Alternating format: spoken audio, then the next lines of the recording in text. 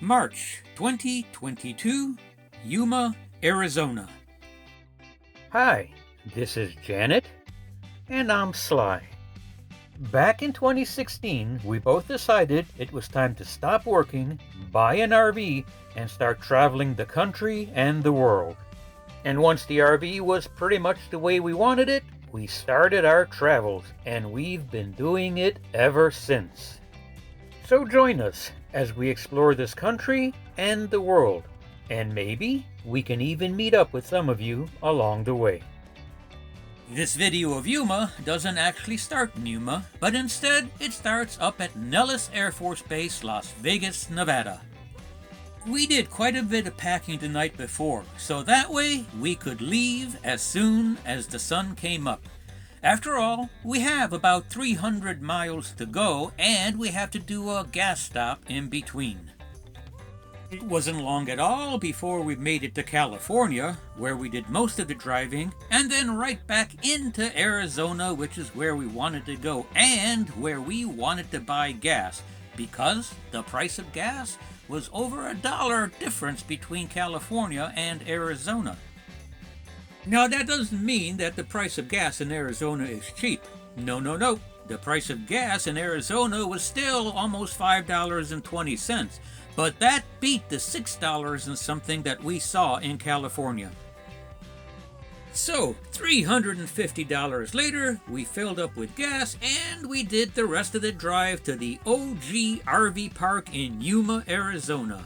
And this is the place we're going to stay for the next week while we explore this area. The OG RV park is a nice park. Most of the people that live here only in the winter. They're snowbirds. A few live here year-round.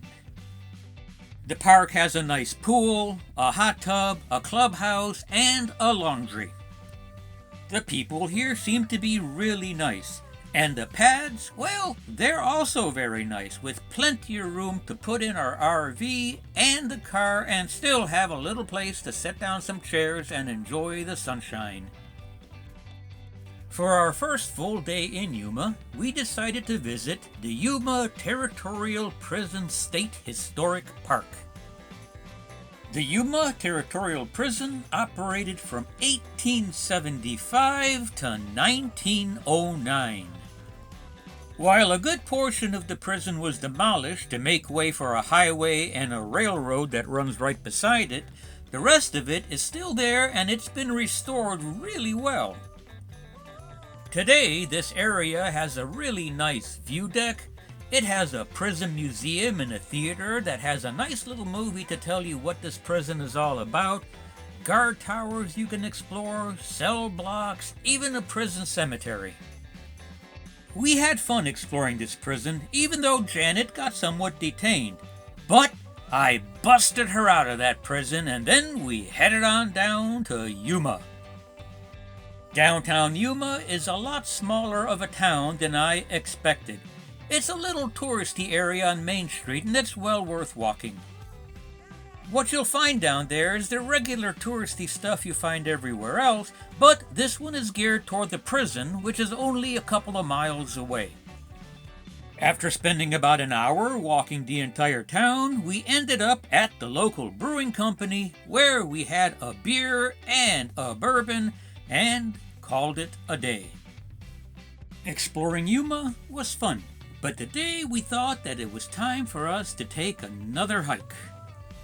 For those of you following our videos, you'll know that we spent time up in Nevada and Utah and that we hiked along the Colorado River. Well, here we go again, hiking alongside the Colorado River. We discovered that by the time the Colorado River gets down here near the Mexican border, there's just not much water left in it. But it doesn't matter, we still had a great hike along the river. After the hike, we decided to treat ourselves to a bourbon and a beer at the Pint House Bar and Grill.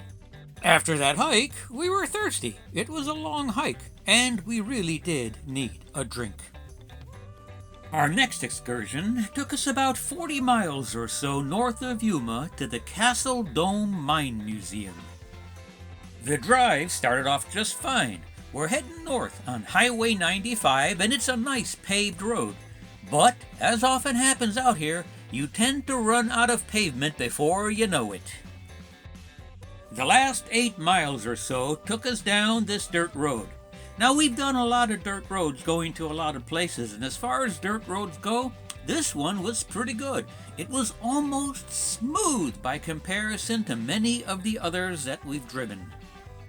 So if you come up here, and I recommend that you do, don't worry about your car. It'll do just fine. You don't need a Jeep, you don't need 4-wheel drive. Any car can do it. Historic Castle Dome City is also billed as a bit of a ghost town, although it's really not. I mean, the town was abandoned, and it was a ghost town at some point in time, but now it's been restored and it's really more of a museum than anything else. This town, back in the day, had 5 bars, and that's a lot of bars for a town this small. The folks that restored this town did a really good job of putting it back together and giving you a really good feel for what it was like to live here back in the day. Other than the buildings, they had mannequins dressed in period clothes located all over the town. And although this was primarily a mining town, as you walk through it you realize there were all sorts of businesses happening in this town. So a lot of people made their living in a lot of different ways out here in the desert. Janet and I spent a good 2 hours wandering around this town. There was a lot to see. There were a lot of different buildings and all of them were full of relics from the past. Now we've been to a lot of old ghost towns and some of them even restored ghost towns. But this one I particularly liked. I liked it because the way it was laid out and the way it was restored gave you a really good sense of what it was like to live out here way back then.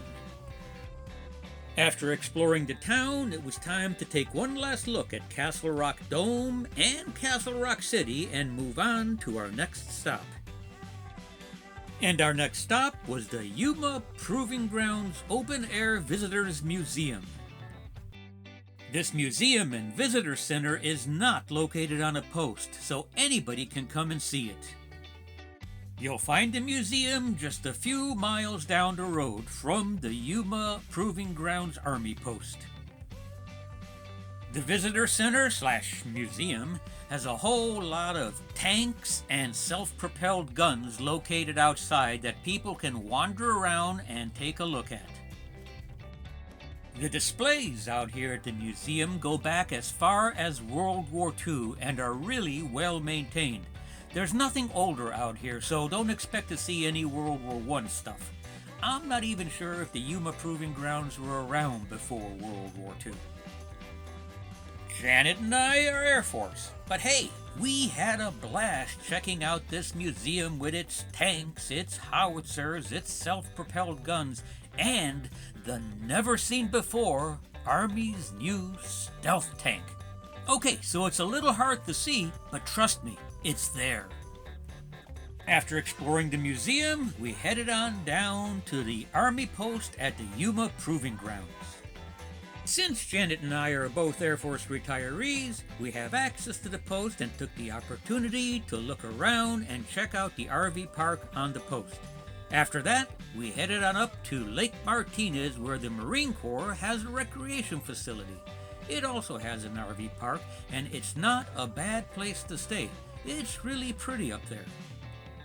We ended the day with a drink at a bar at Fisher's Landing Resort. Today was a full day, and we always like to end those with a nice, comfortable drink at a bar. And this drink also marks the last day of our visit to Yuma, Arizona.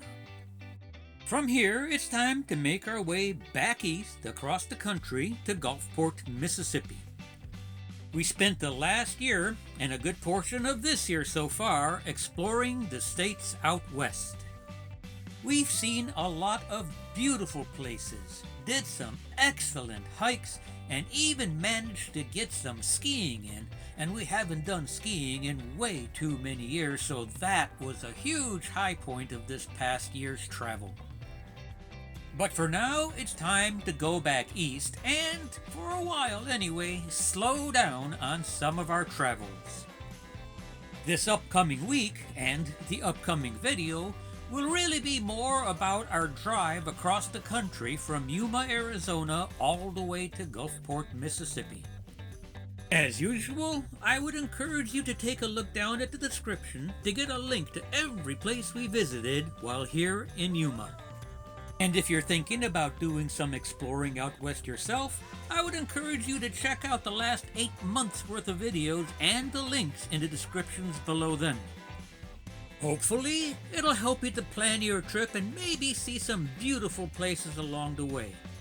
But as for now, we're done here and it's time for us to move on, and we certainly hope that you'll join us as we explore our next stop.